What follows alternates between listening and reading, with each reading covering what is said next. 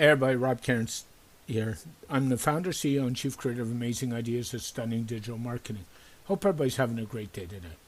In today's podcast, I'm going to sit down and talk about why you don't need to keep bouncing around project management tools.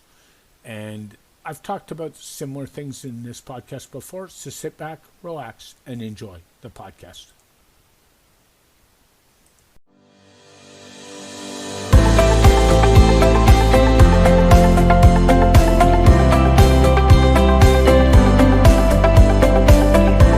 Hey everybody, Rob Cairns here again. So in today's podcast, I want to sit down and talk about project management tools. And there seems to be a really passion on the online groups that people jump from tool to tool to tool. And I'm not saying try them. They'll be using one tool one day, then another tool the next day. The first problem with this is you're spending all your time dealing with tools and learning new tools instead of enhancing your productivity and your workflow. So my biggest suggestion to my clients always is learn the tools you have, master them, and then if something's missing, we could talk about it. But beyond that, there's no point. In the project management space, there's always been a problem, frankly, with the tool. In the corporate world, the big Fortune 500s, they love to use Microsoft Project. Been there, done that, as I'm a PMI by trade. And I got to tell you, Project's not my most favorite tool. And I made a decision a long time ago in my business, and I've played with, in my spare time, just to have a look at several tools. So let me give you some examples. ClickUp, Trello, Asana, Airtable, and more. Notion. Let's throw Notion in the middle as well. And they all have their goods and their bads. And for what I do, frankly, what I need is a Kanban style board. So that's a board in front of me that kind of shows me what's going on. And the view I like to use is a to-do, in progress, waiting on a client, waiting on something else, and a finished view. So for me, tools that would fit in that space would be Trello. Believe it or not, even the new Todoist, they've actually changed Todoist to include Kanban-style boards. I used to use Todoist as a task manager, but I don't anymore. I actually really like the product. It does Kanban. And now there's a big one that's come on to the space, and that's Project Mocha by Microsoft. And it's basically under outlook.com/spaces if you have a Microsoft account. The only limit of Project Mocha is how much OneDrive space you have, and I already have a terabyte OneDrive.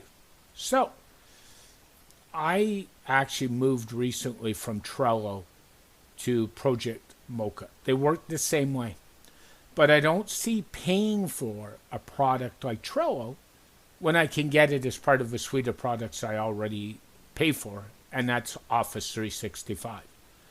So, I'm more an integrated guy, that if I can get a tool that does the same thing integrated with what I already have, I'll use that tool.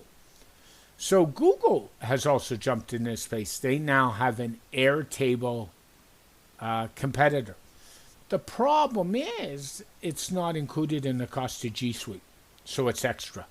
So right away that's a red flag. It's an add-on. What they should have done, frankly, was bundled in the G Suite, given their customers some value add to buy G Suite, and been done.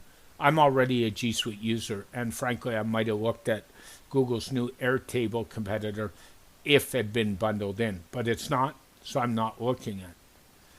So my rule of thumb on tools is find the tools that work for you and stick with them, and don't let other people tell you what's better or best, because that's subjective and that's their opinion.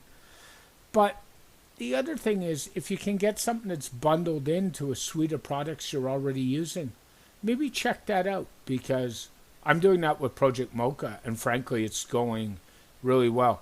And if you want to see first looks on Project Mocha, you can go over to my blog, studyingdigitalmarketing.com/blog. There's a video up there. The video is also on Facebook, LinkedIn.